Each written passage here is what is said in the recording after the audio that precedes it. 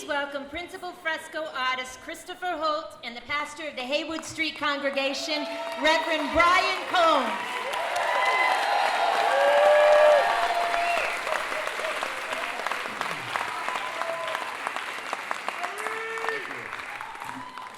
There is something magical and revolutionary going on the corner of Patton Avenue and Haywood Street. What blows me over about it time and time again is how they engage human beings. Its staff and companions truly believe in their mission, relationship above all else. This means that you will be loved not just on your best day, but especially on your worst. At Haywood Street, it's not just a clothing closet. It's a place where you can take as much as you need. At Haywood Street, it's not just a respite. It's a place where someone released from the hospital with no place to go can find a bed and the best care any one of us could ask for. It's not just a welcome table. It's a shared meal prepared by over 50 of Asheville's finest restaurants, served by friends and companions on handmade pottery, and someone to remember your name.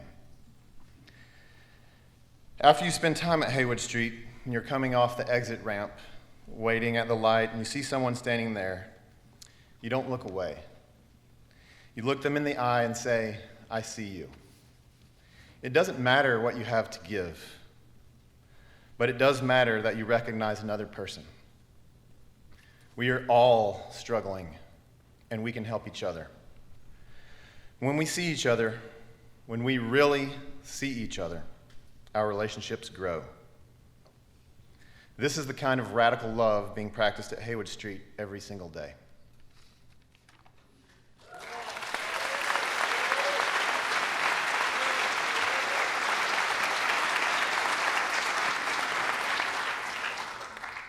Because of his mossy Appalachian roots and his old world Italian influences, his bohemian aesthetic and his buoyant temperament, his missionary heart and his Rasta soul,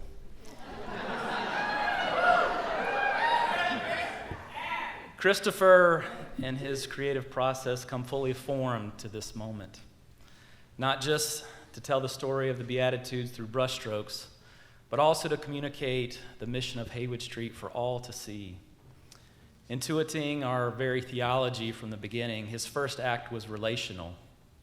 He reached out to his colleagues, Jill and John and Caleb from the Fine Arts League and young upstart Anselm, to be collaborators. And then, refusing to treat subjects like objects, the Fresco team gathered around each congregant with care to draw not just the lines on their face, but rather to sketch the marks of their very being.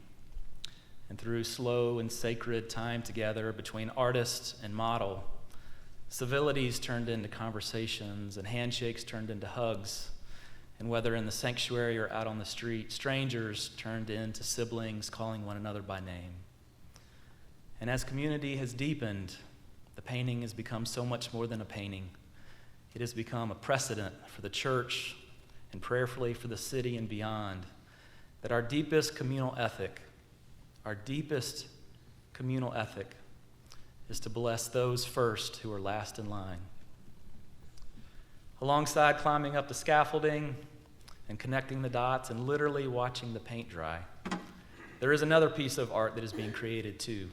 Award-winning filmmaker Chris Lazuski is creating a documentary for the Fresco, and tonight we want to show you a short clip from his upcoming film.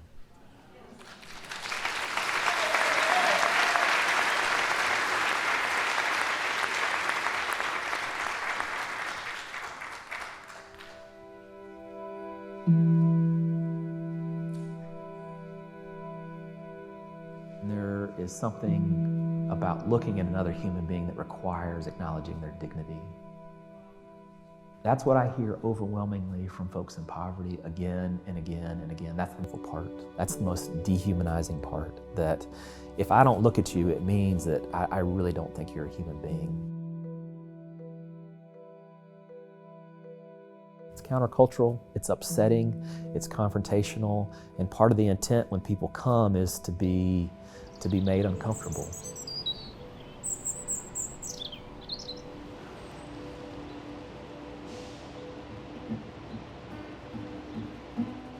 Jill made some new mixes for the mountains, but ask her before you put them up there. Okay. But you could start with rainbow. We decided we lost a little of the sky, so we moved the line up. Okay. Yeah. Okay. Should I draw it up a little bit?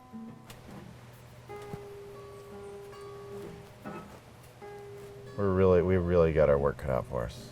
I've not made it easy. Couldn't just go halfway. This place is this place to really go for it, you know?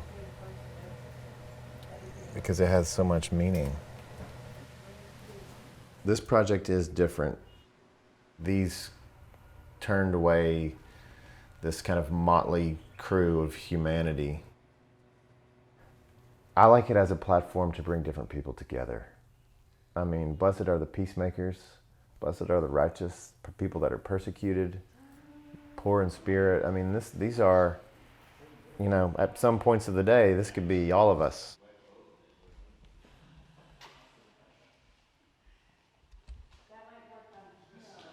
I think of this fresco sometimes, and I think to myself, as long as this building is standing, there'll be someone telling them the story of that fresco and the people and the places and the items in it. I was trying to get my head wrapped around how I came from this rural peanut farm in South Alabama. How all of a sudden now I'm going to be immortalized in a painting. I don't think one can ever come completely to grips with that.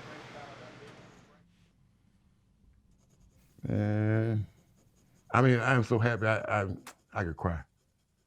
God said, come as you are. You know what I'm saying? He said, come as you are. And I go as I am. As long as that wall stands, I'm going to be at every service.